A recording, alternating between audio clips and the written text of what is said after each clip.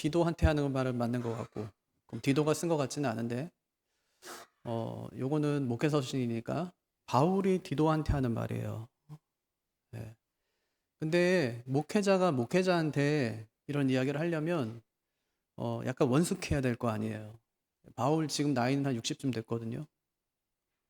거의 예수님 나이 비슷해요. 예. 60쯤 됐어요. 이제 거의 인생을 다 산 거예요. 그 당시에 평균 나이가 25에서 30이래요. 예, 그러니까 오래 못 살았어요. 그러니까 사실 바울도 그렇고 사도들이 오래 살았어요. 예, 뭐 요즘으로 하면 너무 빨리 죽은 거지만 그때로 하면 아주 오래 살았어요. 오래오래 살면서 예수님의 가르침을 잘 전한 거죠. 특별히 사도 요한 같은 경우에는 90살 넘게 살았으니까 이거는 정말 기적 중의 기적이에요. 요즘에도 90살 넘게 사는 거 참 쉽지 않거든요. 100세 시대다 그래도 100살까지 사는 분이 없어요. 아, 저희 때는 있을래나요? 저는 하여튼 100살 산대요. 뭐 술도 안 마시고 담배 안 핀다고 또 뚱뚱하지 않다고 어떤 분이 그랬어요. 어떤 목사님이 그러더라고. 아, 오 목사는 한 100살 살 거다 이러고. 그때는 이제 한 60 정도 됐으니까 사실 굉장히 오래 산 거거든요. 오래 살았고 실제로 바울이 자신을 표현할 때 나이가 많은 나 바울은 이렇게 표현한 적도 있어요. 나이가 많은 나 바울은. 근데 그게 한 60쯤 됐을 때예요. 네. 어, 그러니까 한 목회자가 한 목회자에게 이 정도 권면을 하려면 어떻게 해야 돼요? 잘 살아야죠. 사역도 잘해야죠. 근데 바울은 특별히 서신서를 쓰면서 내가 그리스도를 본받는 자 된 것 같이 너희는 나를 본받는 자 되라. 여러분 이게 진짜 힘든 얘기예요. 제가 제일 쉬운 말은 뭐겠냐면 예수님 닮으세요. 이건 진짜 쉬워요. 그죠? 근데 내가 예수님 닮은 것처럼 나를 닮으세요. 이건 진짜 어려운 얘기거든요. 근데 바울이 그 얘기를 해요. 내가 그리스도를 본받는 자 된 것처럼 너희는 나를 본받는 자 되라. 예. 그러니까 예수님을 본받는다고 하면은 예수님을 어떻게 본받아 이렇게 생각할 수 있잖아요. 예수님을 어떻게 본받아? 그건 너무 크지. 그건 뭐 다른 얘기니까. 근데 바울이 자기를 본받으래요. 예. 그러니까 어쩌면은 너무 막연한 거 말고 굉장히 구체적으로 이제 어떻게 살아야 될 것인가를 알려주는 거예요. 예. 그러니까 자기가 하나의 모델이 되어준 거죠. 예. 그러면서 오늘 디도에게 편지를 써요. 그래서 목회할 때 이렇게 지도하여라 이러면서 편지를 쓰는데 제일 처음이 뭐냐면 디도에게 얘기해요. 너의 역할이 뭔지, 목회자 역할이 뭔지. 1절 보면 오직 너는 바른 교훈에 합당한 것을 말하여. 바른 교훈에 합당한 것을 말하여. 그러니까 그 당시에 이 율법 교사들 또는 이 목회자들이라고 하는 사람들이 주로 이제 족보 이야기 또는 뭐 장로들의 유전에 관한 이야기 이런 것들을 계속 가르쳤어요. 그러니까 그런 것들은 많이 들어서 이제 좀 알겠는데 정작 성경을 몰라요. 하나님 말씀을. 예, 그도 그럴 수 있는 것이 이 당시에는 막 정경으로 막 성경이 탁 이제 모아져 가지고 그런 때는 아니잖아요. 예. 지금 구약 성경은 있겠지만 신약 성경이 완전히 지금 뭐 집필된 상태도 아니고 예, 그렇게 이제 신앙생활을 해야 되는 거잖아요. 그러다 보니까 옛날 얘기 할 수밖에 없어요. 옛날에 우리 조상들이 이렇게 살았다. 우리 조상들이 우리 장로들이 이렇게 이제 살라고 했다. 이런 이야기들을 할 수밖에 없어요. 그런데 그것에 함몰되어서 그것을 가르치지 말 것을 얘기하는 거야. 바른 교훈을 가르쳐라. 이건 뭐냐면 건전한 교리를 말해요.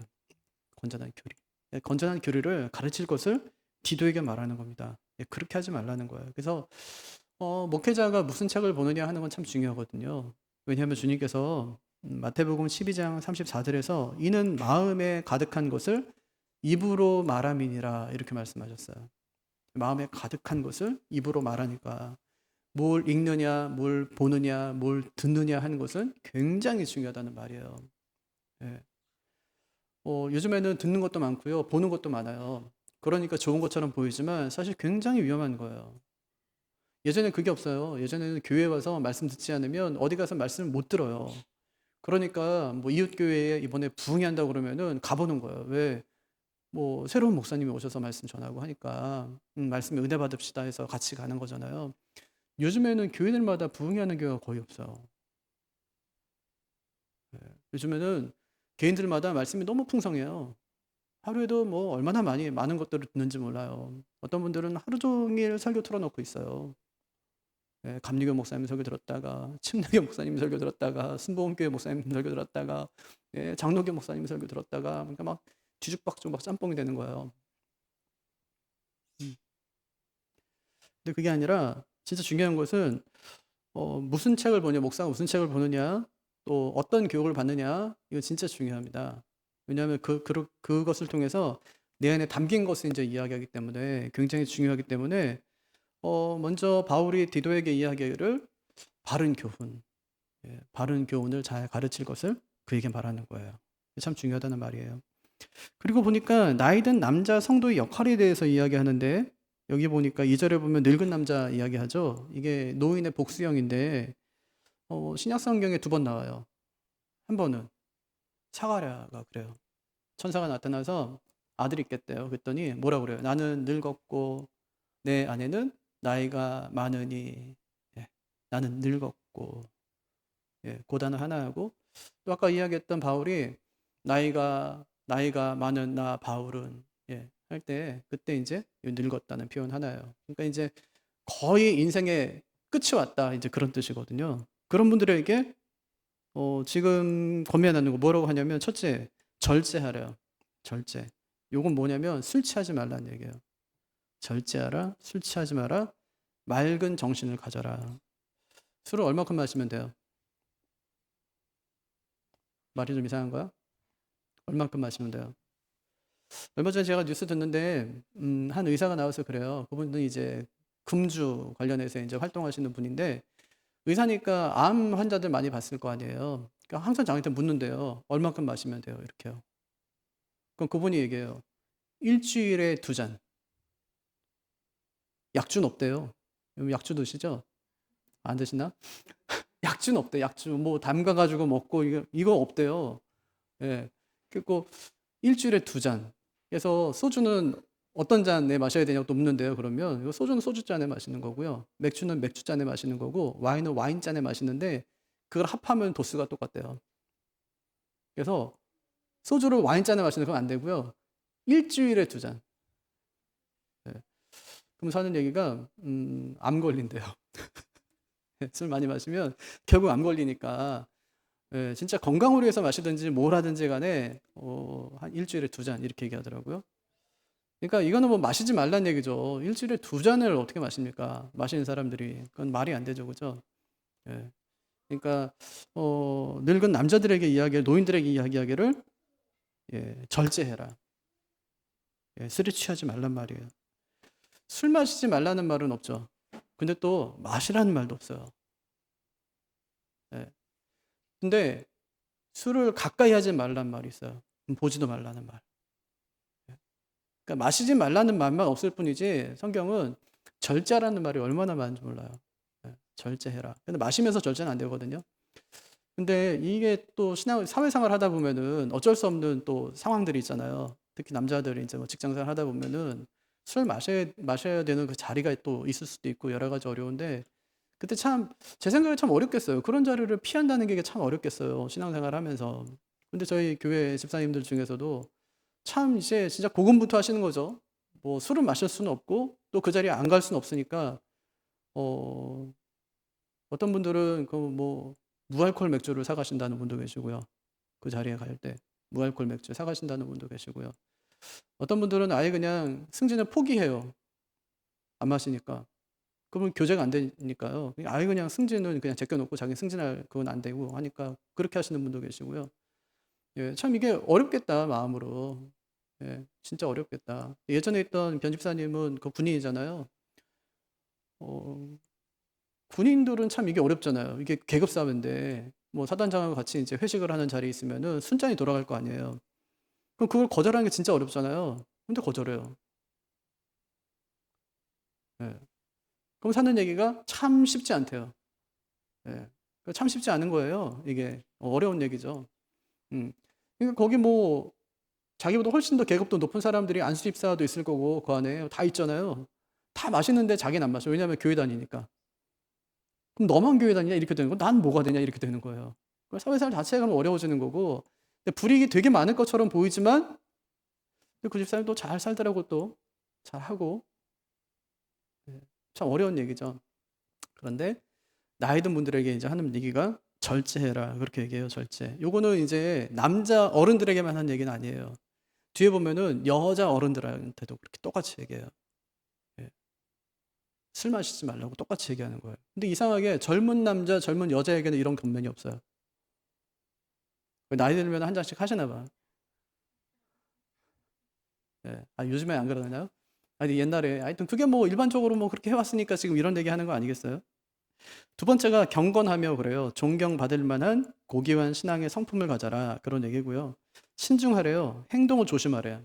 자제력을 좀 가질 것을 말하고, 또 믿음과 사랑과 인내에 있어서 강건할 것, 건강할 것을 얘기합니다. 노인의 역할이에요. 이게 교회 안에 우리 어른들의 역할이 뭐냐, 남자 어른들의 역할이 뭐냐, 요거예요. 이게 절제하고 경건하고 신중하고 믿음과 사랑과 인내에 있어서 강건할 것을 이야기해줘요. 그게 중심 딱 잡고 있으라는 얘기예요, 교회에서.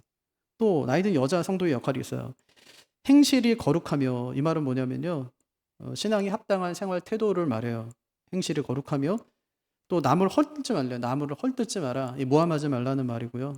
예, 또 술에 중독되지 말래요. 술에 중독되지 마라.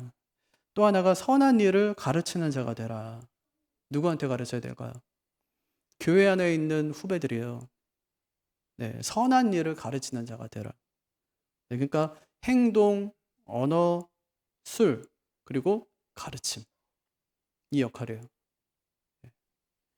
또 젊은 여자 성도의 역할이 나오는데, 거기 3절에 보면 그들로 젊은 여자들을 교훈하되, 그렇게 얘기하죠. 예, 교훈하라는 말은 뭐냐면 요거는 훈련하라는 뜻이에요. 그 영어 성경 찾아보시면 훈련하라 이렇게 되어 있을 거예요. 예, 훈련하려면 어떻게 해야 돼요? 훈련하는 사람이 먼저 잘 숙달돼 있어야 돼요. 예, 훈련할 내용에 대해서 먼저 충분한 숙지가 돼야 돼요. 다 하는 거야 돼요. 내가 잘 하는 걸로 해야 되는 거예요.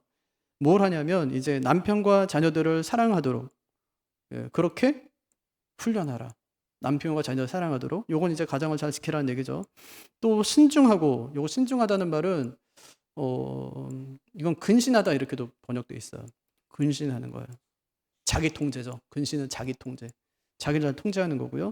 또 순전하며, 집안일을 하며 선하며 남편에게 복종하게 하라. 그러니까 서신서에서 계속 강조하는 게 뭐냐면 남편에게 복종할 것을 얘기해요. 누구한테요? 교회 안에 있는 자매들에게. 왜 그러죠? 남편들 중에는 예수 믿지 않는 사람들이 참 많이 있기 때문에. 그 남편에게 복종하는 것은 누구를 위해서 하는 거예요? 그러니까 이런 거죠. 근데 복종하라, 기분 나빠요. 근데 항상 순종이나 복종은 사람에게 하는 게 아니라 하나님께 하는 거예요. 누구 위해서요? 그 사람을 위해서 하나님께. 남편을 위해서 하나님께 복종하라. 왜요? 내가 그렇게 복종함을 통해서 이 남편이 혹시라도 구원받을지 어떻게 하냐. 이게 베드로전서 3장에 나오는 말씀. 복종할 것을 말하는 거죠. 그러니까 요거는 그 베드로전서 보면 3장에 보면 그 얘기 나오잖아요. 만약에 그렇게 한다면 그 사람도 사라라고 칭하여진다는 거잖아요. 사라라고 인정받는다는 거잖아요. 사라가 자기 남편에게 주님이라고 했다는 거예요. 애굽에 갔어요. 사라가 너무 예뻐가지고 65세 너무 예뻐가지고 애굽에 들썩들썩 하는 거예요. 막 진짜 이쁜 여자 같다면서 막 너무 겁이 났어요. 아내라고 했다가는 나 죽이고 아내를 취할 것 같은 거예요. 뭐라고 하냐면 오빠라고 해. 그래요. 오빠라고 해.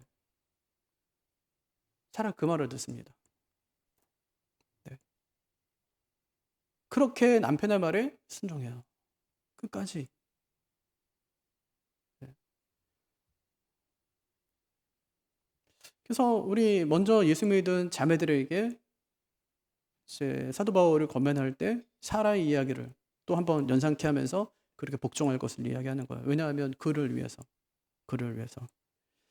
그러니까 그렇게 이제 여자 성도들에게 권면하려면 먼저 그렇게 했던 우리 믿음의 여자 선배들이 그런 삶을 통해서 후배들에게 훈련시킬 수 있다고. 훈련 어떻게 하는지 계속 훈련시키는 거예요. 이거는 교육하고 훈련 다르다고 그랬어요. 교육은 말로 하는 거지만 훈련은요 삶으로 부딪히면서 하는 거예요. 몸으로 부딪히면서. 부딪히면서 그 훈련시키라는 거예요. 그럼 젊은 남자 성도의 역할이 또 있어요. 신중하며 요것도 이제 자기 통제고 근신하는 거예요. 범사에 디도 자신이 한 사람의 남자, 이 젊은 남자로서 선한 일을 본을 보이래요. 선한 일의 본을 보이고 가르칠 때는 어떻게 해요?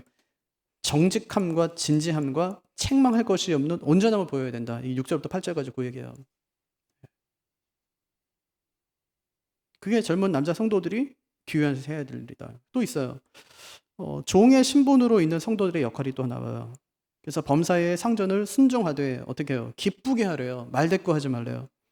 몰래 주인의 것을 훔치지 마라. 또 믿을 만한 사람이 되라. 이렇게 얘기해요. 그러니까 계층이 있잖아요. 교회 안에도 나이 많으신 분들, 또 나이가 적은 사람들, 또 그 당시에는 종과 상전이 함께 교회를 다니니까 그러면은 교회 오면은 이게 신분이 없잖아요. 우리가 회사만 가더라도 이제 뭐 이게 상하가 있잖아요. 지위가 있잖아요.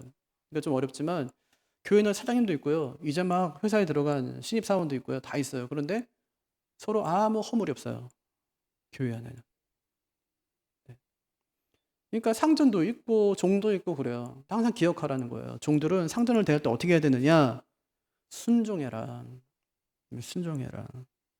그리고 상전을 기쁘게 해라. 말대꾸하지 말고 주인 것을 내 것처럼 생각하지 마라. 선을 지켜라. 그렇게 얘기하는 거죠. 왜 사도가 이것을 세세하게 알려줄까? 5절에 나와요. 하나님의 말씀이 회방을 받지 않기 위해서요. 교회 다니는 것들 진짜 다 못된 놈들이고 이렇게요. 근데 교회 다니면은 사실 굉장히 착하고 선하고 바르고 정직하고 그게 맞아요. 옳고. 그게 맞아요. 불의를 용납하지 않고 불의와 야합하지 않고 바른 길을 가고 남들이 다 잘못을 한다 할지라도 나는 그냥 그것이 옳지 않다고 생각되면 나는 하지 않고 빠지고 그게 많거든요. 그냥 말씀을 중심으로 해서 잘 지켜내라 이제 그렇게 얘기하는 거고요. 또 10절에 보면 범사에 우리 구주 하나님의 교훈이 빛나게 하려는 것이다. 야, 하나님의 쟤는 왜 저렇게 사는지 알아? 하나님 말씀이 저렇게 말씀한데 이렇게요. 하나님은 말씀이 빛나게 하기 위해서 그렇게 해야 된다. 세 번째는 15절 보면 하나님 말씀으로 누군가를 네가 책망할 때 업신여김을 받지 않기 위해서다. 그렇게 해요. 야, 너나 잘해라 이런 얘기잖아요. 쉽게 얘기하면. 그러지 않게 하기 위해서. 교회가 세상의 웃음거리, 비난거리가 되는 이유는 이런 초점이 흐려졌기 때문이에요. 그러니까 교회의 가장 큰 비극이 뭐냐면 교회에 어른이 없는 거예요. 어른이 없어요.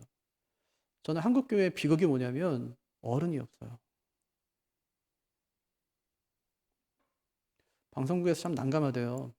무슨 큰일이 있을 때마다 교계 어른을 찾아가서 이제 그 교회의 이야기를 들어야 되는데 찾아갈 사람이 없대요. 천주교는 찾아갈 사람이 있습니다. 주교 찾아가면 되니까요. 불교도 찾아갈 사람이 있어요. 거기 큰 스님들이 많으니까. 교회는 찾아갈 사람이 없대요. 누굴 찾아갔는데 그 사람이 어떤 대표성을 갖는가. 참 비극이죠. 그러니까 우리가 좋은 어른이 돼야 돼요. 바른 어른이 돼야 돼요. 그래서 우리 믿음의 후배들을 훈련시킬 수 있어야 돼요. 신앙을 훈련시킬 수 있어야 돼요. 우리가 그동안 훈련 받았기 때문에 훈련시킬 수 있어야 돼요.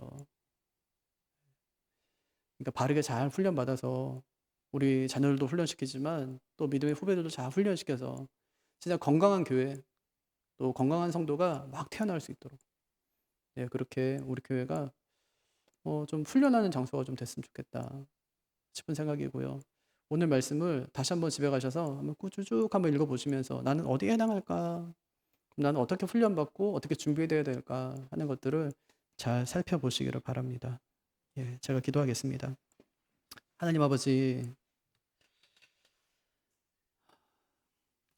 오늘 우리 한국교회를 하나님께서 불쌍히 여기시고 참된 거룩함의 회복이 일어나게 하시고 성도들마다 삶으로 우리 주의 교훈을 빛나게 함으로 주의 말씀이 회방받지 않고 영광스럽게 다름질하는 은혜를 베풀어 주옵소서. 그리하여 참된 회심이 많이 일어나며 주의 교회마다 그 말씀으로 채워지는 복된 역사를 허락하여 주옵소서. 우리 자신들도 하나님의 거룩하심 앞에 순복하며 주의 뜻을